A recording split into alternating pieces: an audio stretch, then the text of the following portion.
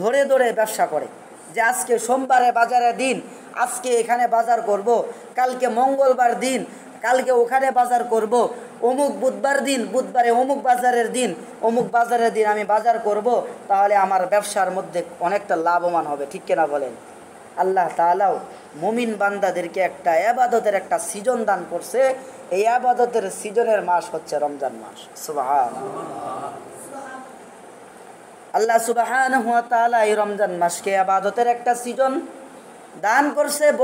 বলতে গেলে এরকম বলা যায়, রমজান মাসটা হচ্ছে মুমিন বান্দার জন্য, প্রত্যেকটা মুমিনের জন্য বসন্তকাল, ইবাদতের বসন্তকাল, ইবাদতের মৌসুম। আল্লাহ সুবহানাহু ওয়া তাআলা এই রমজান মাসকে মুমিন বান্দার জন্য, মুমিন ব্যক্তির জন্য একটা সিজন করে পাঠাইছে। বলতেছে সারা দেশের মানুষ যারা ব্যবসায় করে, ব্যবসায়িকগণ, তারা সিজনকে তারা করে, বলতেছে তারা চিন্তা করে যে আজকের এই যে এখন ব্যবসার মৌসুম, এখন সিজন, এখন আমার আর দুনিয়াবি অন্য কোনো কাজ করা যাবে না, বেড়ানো যাবে না, অন্য কোথাও যাওয়া যাবে না। সে চিন্তা ফিকির করে এখন ব্যবসায়ীর মৌসুম, এখন ব্যবসার সিজন, এই ব্যবসার সিজনে আমার শুধু ব্যবসা নিয়ে পড়ে থাকতে হবে। ঠিক কিনা বলে? সে চিন্তা করে এখন আমার ব্যবসা নিয়ে পড়ে থাকতে হবে, আর অন্য কোথাও আমার মনোযোগ দেওয়া যাবে না। সেজন্য ব্যবসার সিজন আসার আগেই, কিছুদিন আগ থেকেই সে তার বাকি অন্যান্য কাজগুলো সেরে ফেলার পরে সে ব্যবসায়ীর মৌসুমে, সিজনের মধ্যে শুধু ব্যবসায় কিভাবে লাভবান করা যাবে, লাভবান হওয়া যাবে, এই জন্য সে 1 মাস 15 দিন আগে থেকেই, 2 মাস 6 মাস আগে থেকেই সেই ব্যবসার সিজনে কিভাবে লাভবান হওয়া যায় এই জন্য একটা ফিকির করে। আল্লাহ সুবহানাহু ওয়া তাআলা মুমিন বান্দাদেরকে একটা মাহে রমজান দান করছে। এই মাহে রমজানটা হচ্ছে আমলের মাস, আমলের সিজন। মুমিন বান্দা অন্যান্য মাসে যত আমল করে, এই মাসে একটা নফল কাজ করলে, একটা নফল ইবাদত যদি কেউ করে, 2 রাকাত নফল নামাজ পড়লো, আল্লাহ তাআলা তাকে রমজানের বাইরে একটা ফরজ আদায় করার সওয়াব দান করবেন। সুবহানাল্লাহ। ব্যবসার মৌসুমে, সিজনে ব্যবসা করলে লাভ দ্বিগুণ হয় না কম হয়? দ্বিগুণ হয় না? সিজন ছাড়া করলে দেখা যাবে আপনার একদিনের সিজন, ব্যবসার সিজনে আপনার 1 সপ্তাহ আপনি যা কামাই করতেন, ওই সিজনে আপনার একদিনের রুজি 1 সপ্তাহ রুজি আসা পড়ে। ঠিক কিনা বলেন? আবার কখনো কখনো এরকম হয়, সারা বছর যা কামাই করতে পারেন নাই, ওই যে 1 মাস, কিছুদিন আগে আপনাদের মেলা গেছে, এই মেলার ভিতরে অনেক যারা ব্যবসায়ী, যারা ব্যবসা করছে, এরকমও কারো লাভবান হয়েছে, তারা 6 মাস 1 বছরও তারা এরকম লাভ হইতে পারে নাই, লাভবান হয় নাই, ওই মৌসুমে, ওই সিজনে যারা ব্যবসা করে যে পরিমাণ লাভবান হয়েছে। ঠিক কিনা বলে? আল্লাহ তাআলাও এরকমভাবে রমজান মাসটাকে আল্লাহ তাআলা দান করছেন। বলতেছে রমজান মাসে কেউ যদি একটা নফল আদায় করে, এই রমজান মাসে একটা নফল আদায় করলে আল্লাহ তাআলা এই নফলটাকে রমজানের বাইরে কেউ যদি ফরজ আদায় করতে, এই ফরজের সমপরিমাণ সওয়াব দান করবে। সুবহানাল্লাহ। রমজানে কেউ যদি একটা ফরজ আদায় করে, আল্লাহ সুবহানাহু ওয়া তাআলা রমজানের বাইরে 70টা ফরজ আদায় করার সমপরিমাণ সওয়াব দান করে। সুবহানাল্লাহ। আল্লাহ তাআলা দ্বিগুণ বলতেছে, এই রমজান মাস হচ্ছে, আল্লাহ তাআলা ডাকতেছে, ও বান্দা আসো, আসো, তোমরা কে না চাও যে তোমাদেরকে আমি একটা সিজন দিছি, তোমরা এই মাসে তোমরা সিজনে ব্যবসা করো। কিসের ব্যবসা? ইবাদতের ব্যবসা করো। সুবহানাল্লাহ। গত জুমায় বলছিলাম যে রমজান মাস হচ্ছে একটা হাসপাতালের মতো। কিসের মতো? হাসপাতালের মতো। ডাক্তার হচ্ছে কে? আল্লাহ। ডাক্তার কে? আল্লাহ।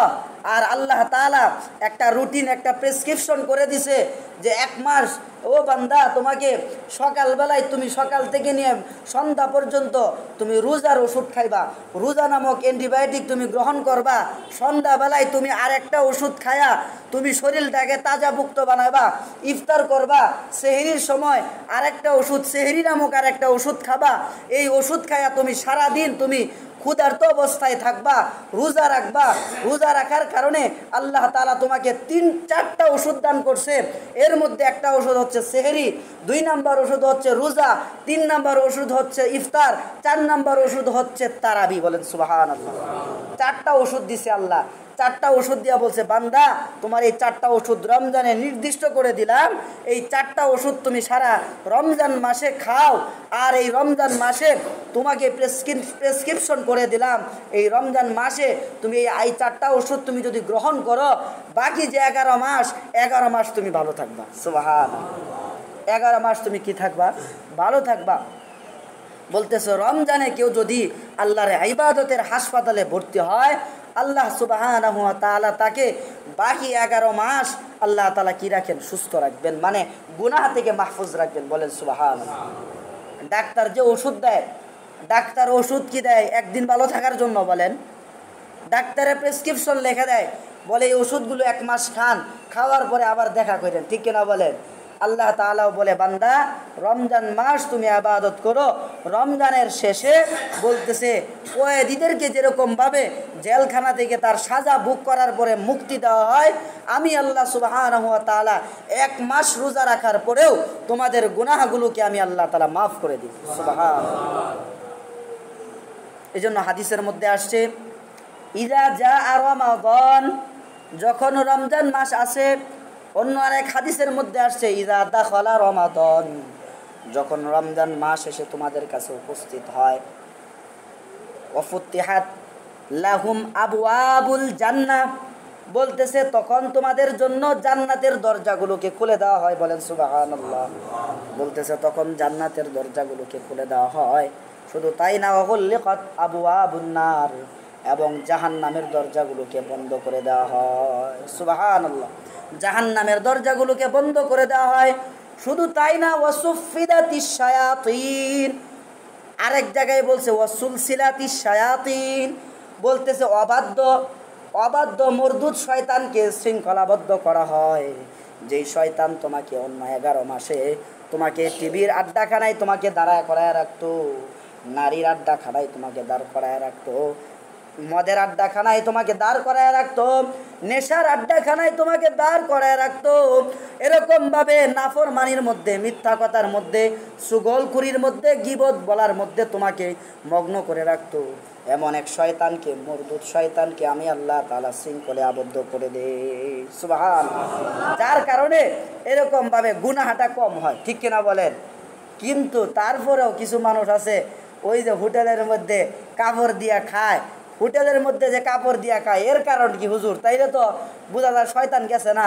বলে না না, শয়তান আল্লাহ ঠিকই বন্দি করছে, কিন্তু ওই যে ভিতরে যে একটা শয়তান আছে, নফসে আম্মারা যাকে বলে, নফসে আম্মারা, এই যে নফসে আম্মারা নামক একটা ওয়াসওয়াসার শয়তান, এই যে ওয়াসওয়াসামূলক শয়তান, আমাদের দিল শয়তান, এই শয়তান, ওই যে একটা কথা আছে না, যে গাড়িকে যদি আপনার এরকমভাবে হঠাৎ করে স্টার্ট বন্ধ করে দেওয়া হয়, তাহলে দেখবেন এখানে বন্ধ করলে অন্ততপক্ষে 2-3 কদম হইলেও সামনে আগে বাড়ায়। বলতেছে যে হঠাৎ করে রমজান মাস আসার আগেই শয়তানকে তো বন্দি করে দিছে, কিন্তু 11 মাস যে সে শয়তানি করছে, গুনার কাজ করছে, এটার একটা আসর ওই রমজানেও হালকা পাতলা কি থাইকা যায়। কিন্তু যে আমল করে, যে ভালো কাজ করে, সে রমজান মাসেও ভালো, বাকি 11 মাসেও কি ভালো। বলেন সুবহানাল্লাহ। কিন্তু ওই যে গুনার কাজ করে, এটা কেন করে?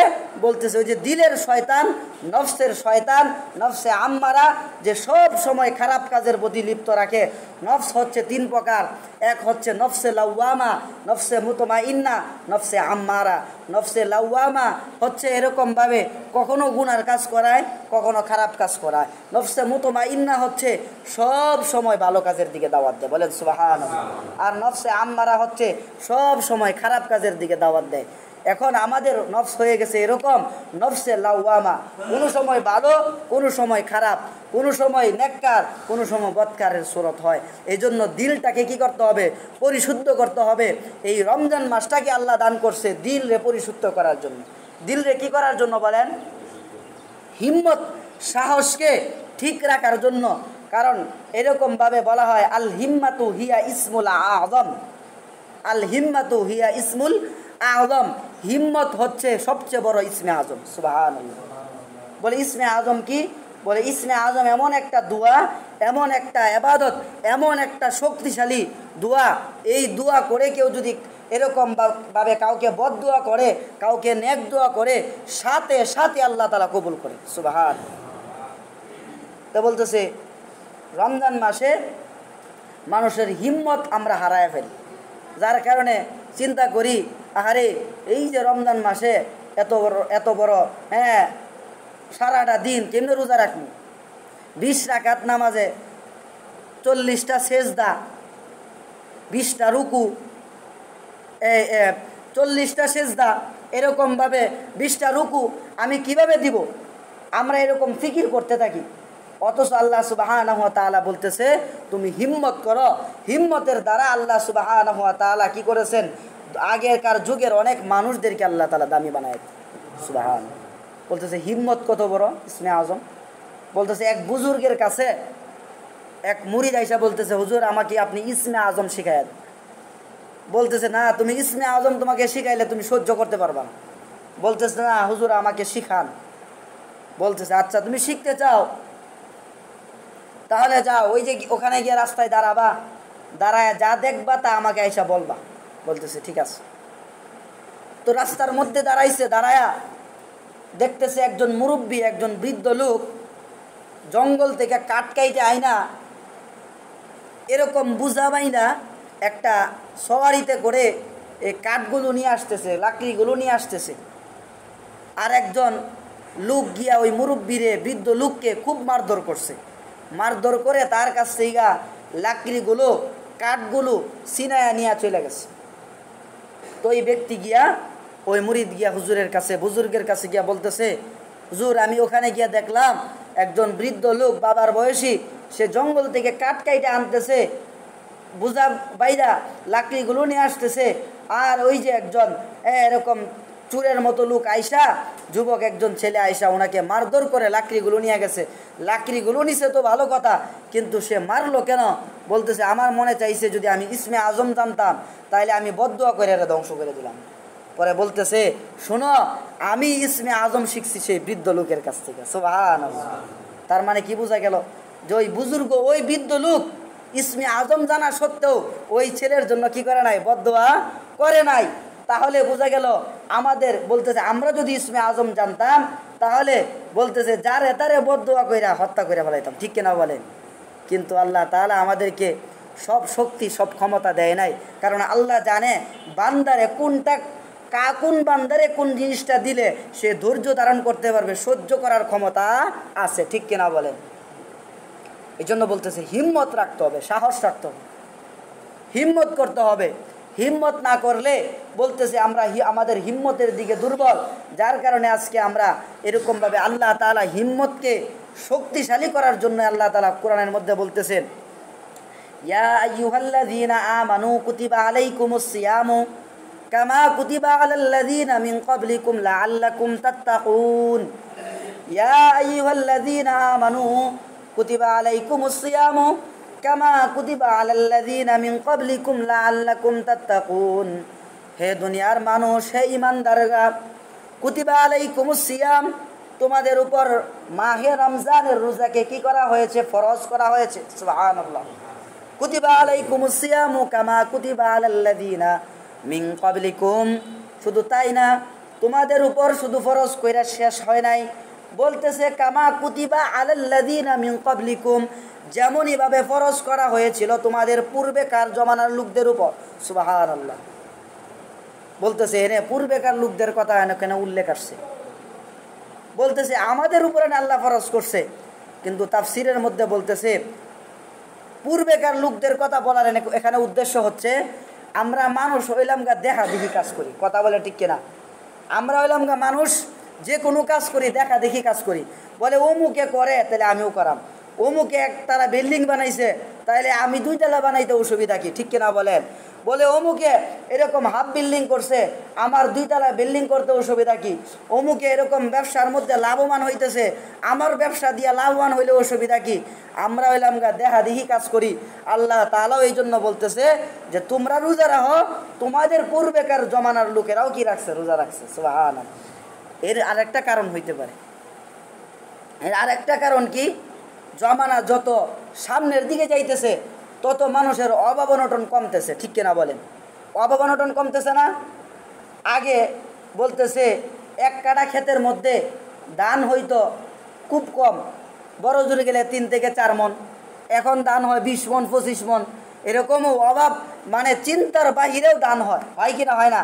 বলতেছে আগেকার জমানার লোকেরা এরকম অভাবের মধ্যে থাইকাও তারা যদি রোজা রাখতে পারে, এরকম ক্ষুধার্ত অবস্থা থাইকাও যদি রোজা রাখতে পারে, তাহলে তোমাদের এত কিছু দেওয়ার পরে তোমরা কেন পারবা না? সুবহানাল্লাহ। আল্লাহ তাআলা এটাই বুঝাইতেছে যে আগেকার লোকদের উপরে রোজা ফরজ করছি, যেমনইভাবে তোমাদেরকে রোজা ফরজ করলাম, ঠিক তদ্রুপভাবে আগেকার পূর্বেকার জমানার উম্মতদের উপরও রোজা ফরজ ছিল। সুতরাং তোমরা এই জন্য রোজা রাখো যেন তোমরা লাআল্লাকুম তাত্তাকুন, যেন তোমরা কি হইতে পারো? তাকওয়াওয়ালা হইতে পারো। সুবহানাল্লাহ। আমি আল্লাহকে কি করতে পারো? ভয় পাইতে পারো। এই জন্য মাহে রমজান আসতেছে, এই রমজানে আবাদতের মাস, আবাদতের মৌসুম। এই আবাদতের মৌসুমে যত বেশি আবাদত করা যায় সেদিকে ফিকির করতে হবে। বলতেছি রমজানে এরকমভাবে আমাদেরকে আল্লাহ তাআলা সাহারি নামক আবাদত দান করছে। হাদিসের মধ্যে আসছে এরকমভাবে, বলতেছে কেউ যদি সাহারি খায়, আল্লাহ সুবহানাহু ওয়া তাআলা ফেরেশতারা সেই সাহারি খানেওয়ালা ব্যক্তিদের উপর রহমত বর্ষিত করে। সুবহানাল্লাহ। তাদের জন্য দোয়া করেন, মাগফিরাতের দোয়া করে। এখন আমরা সাহারিটারে এরকমভাবে মনে করি ঘুমায়া থাকি, সেহরির 2-3 মিনিট শেষ হয়ে যাওয়ার আগে কলে বলে ঘুম থেকে উঠি, হাত মুখ দিয়ে ওইটা কলে বলে একটা পানি খায়া, 1 গ্লাস পানি খায়া সারাদিন রোজা রাখি। এটারা সব মনে করি না, মনে করতেছি এটারে কোনো রকম খালি রোজাটা রাখতে পারলেই চলে, অথচ সব যে রাখছে আল্লাহ সুবহানাহু ওয়া তাআলা, এটাকে সব মনে করি না। অথচ এরকমভাবে পূর্বেকার জমানার লোকদেরকে আল্লাহ সুবহানাহু ওয়া তাআলা সেহরির প্রতি গুরুত্ব বুঝাইছেন, ইফতারের প্রতি গুরুত্ব বুঝাইছে। ইফতারির সময় হয়ে গেছে, দুনিয়াবি কাজে ব্যস্ত, দুনিয়াবি কাজ করতেছি। অথচ এরকম ইফতারির আগে যে দোয়া কবুলের সময়, সেহরির আগে যে তাহাজ্জুদের সময় থাকে, তাহাজ্জুদ পড়তে হয়, তাহাজ্জুদ পড়ার একটা সুবর্ণ সুযোগ থাকে, সেদিকে আমাদের লক্ষ্য নাই। যদি 1 ঘন্টা আগে 1.5 ঘন্টা আগে উঠবো, ওইটা একটু সাহারিতে অংশগ্রহণ করব, তাহাজ্জুদ পড়ব, ইফতারের জন্য কিছুটা আগে থেকেই সময় সুযোগ করে বসে যাব, ইয়া ওয়াসি আল ফাদলি ইগফিরলি, দোয়া পাঠ করব, আল্লাহর কাছে দোয়া করব, তওবা করব, ইস্তেগফার করব। সেই সময় সুযোগটুকু আমরা রমজান মাসে দেই না, আল্লাহকে ব্যস্ততা দেখাই। ঠিক কিনা বলেন? রমজান মাসেও আল্লাহরে ব্যস্ততা দেখাই। আজান হয়ে যাবে আর ওই দিক দিয়া বিবি ইফতারি রেডি করতেছে, আর ওই ব্যক্তি কইতেছে ইফতারি রেডি করো, আমি মুখটা ধুয়াইতে কইতে শেষ, আজান হয়ে গেছে। অথচ ইফতারের আগে দোয়া কবুলের সময়, সেই সময় দোয়া করলে আল্লাহ তাআলা সাথে সাথে দোয়া কবুল করে। সুবহানাল্লাহ। কত বড় তাকওয়ার বিষয় যে লাআল্লাকুম তাত্তাকুন। এই আয়াতের তাফসীরে মুফাসসিরিনে কেরাম বলছেন, তাফসীর ইবনে কাসিরের মধ্যে আসছে এবং